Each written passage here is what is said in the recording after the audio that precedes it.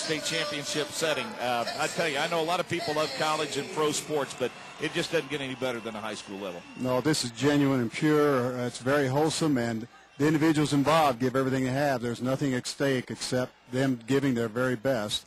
So we got a great match started already at 103. Ethan Raley from Indian Creek and Casey Kenney from Jay County.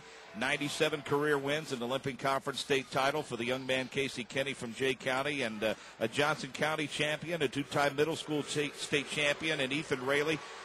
Traditionally, you will see freshmen and sophomores at the 103-pound level. Yes, but I think at this point, Mark, they're not really freshmen and sophomores any longer. They've achieved to get here, and they're wrestling veterans. And I don't know a whole lot about Casey Kenney, but I do know Ethan Raley won the Evansville semi-state, and I know he's already been a name for himself here in the Indianapolis area. He's undefeated, and he's done a nice job, and he's off to a lead. It's interesting to note that, you look at these records, 32-0 and also 47-0. For those of you that weren't with us for the introductions, these young men basically wrestle hundreds of matches throughout the course of the year. Well, they certainly do, and it's all, I think, in preparation for this final night, final moment. It's every high school wrestler's dream to get here.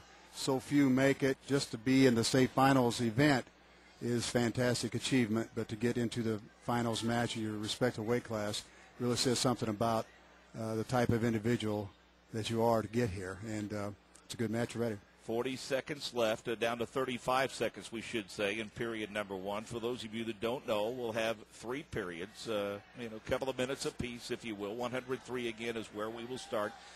We will crown about 13 or 14 state champions here this evening. Down to 20 seconds on the clock.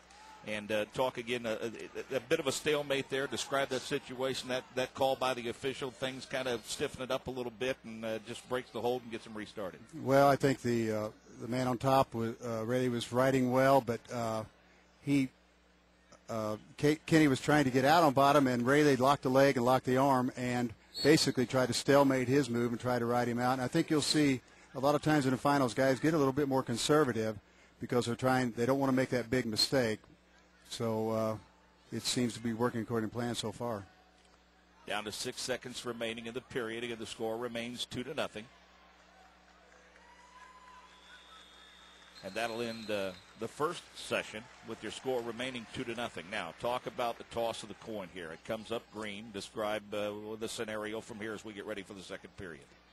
Well, Raley has the lead 2-0, so there's nothing really for him to gain by taking a down position or choosing position. He deferred to the third period, and Kenney took down. Okay, what's the mindset there? What exactly is he looking to accomplish by choosing that position? Well, he wants to score right now and try to get back into the match, and he has choice. Otherwise, if he took top, then he would, I think, be playing into Raley's hands. So it's just a pretty obvious call at this point by the coaches would give the signal, but I think these guys are accomplished enough. They know what to do. And he has really no choice but to go down and try to get a reversal or escape and a takedown or try to get back into the match. In a championship match, going into planning a match, planning how you hope it goes, do you go into a mindset thinking this is going to be a 3-period match? Oh, I think so. The falls do come from time to time, but for the most part, you better be ready to give your everything you have for 6 minutes and then possibly overtime as well. So he's got a hook and a bar arm right now, and he got a little bit high, and looks like escape's going to be awarded. Well, now, I have seen times, we talked about this before we went on, that outer ring, a lot of times you will see just about half the torso get out and the guy blow the whistle, and that time both were almost entirely outside the line before they stopped play.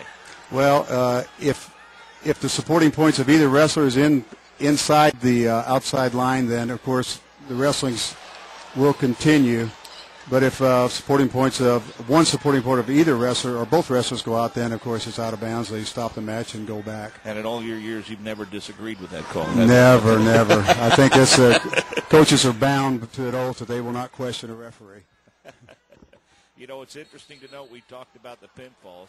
Okay, he's going to stand them both up there. Explain that. It's a stalemate. Neither one could gain the advantage, get the takedown, and in the referee's view, there was no way either wrestler could get out of the stalemate or gain advantage in their position. But I think some of the fans probably disagreed with that. Well, I mean, all the experts are sitting up here with us. Oh, sure. No question about that. Yeah, we got the best seat in the house. I think that's there's about 10,000 of them right now. I can That's see where much better this those sport guys. is just like every other sport in the state of Indiana. Oh my, nice counter. And Raley caught him and got a takedown too, and I believe he got near fall points as well. So that gives him a 4-1 advantage now as we get ready for the third period. Now, what's the mindset for Casey Kenney of Jay County here as he trails 4-1 going into period 3? Well, he's got to come for a big move. He did not get the near fall points, so it's 4-1. So he's got to try to come up with maybe a situation where he can put him on his back. He'll ride him for about a minute perhaps. If that doesn't work, he'll probably cut him and then try to take him down and cut him again and try to catch up by getting takedowns. But so far he's 0 for 2 in that regard, so I think he's going to work for a pin situation. He's got the ankle hook now, and he's working on the upper body, but it's so difficult to get a good wrestler like Raley on his back, especially in this situation with a state title riding on it. Johnson County champion, a two-time middle school state champion, talking about Ethan Raley, a very impressive 32-0, and as we said in our opening comments, a freshman in grade only. By this point, he's a sophomore, no doubt about that in terms of his experience. Well, I think so, and the amount of summer wrestling that he does, he's probably even higher than a sophomore in some respects. He's beaten some seniors to get where he, or some upperclassmen to get where he is today, and he certainly is a gamer.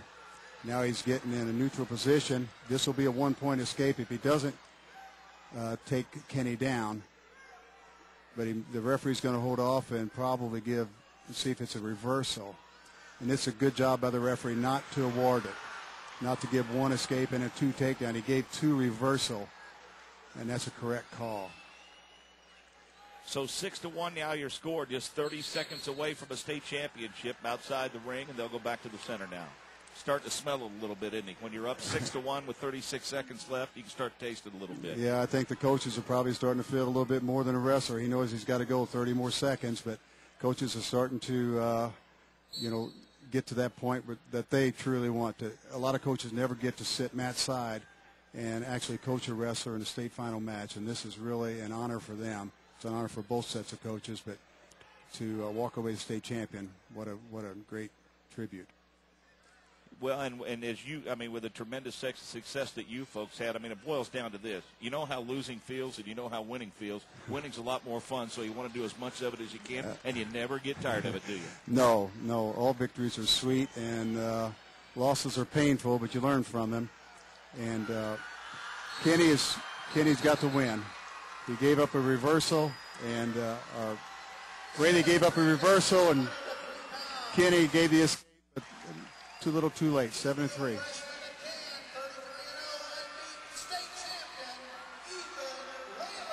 How about Ethan Raley, a freshman and a state champion? Can't even drive a car yet, and he's a state champion. How about that? I think he's going to have a lot of people offer to drive him around now, and he's making a name ball player for us. He overcame a real serious injury at the end of football season with a lacerated kidney. And he didn't get to wrestle until really after the new year. And now he's back, and he's wrestling very well. And he's still got baseball. He's a leadoff hitter and leading batting average for the baseball team as well. So he's an all-around athlete.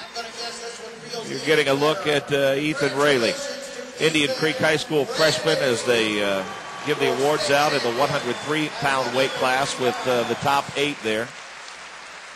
So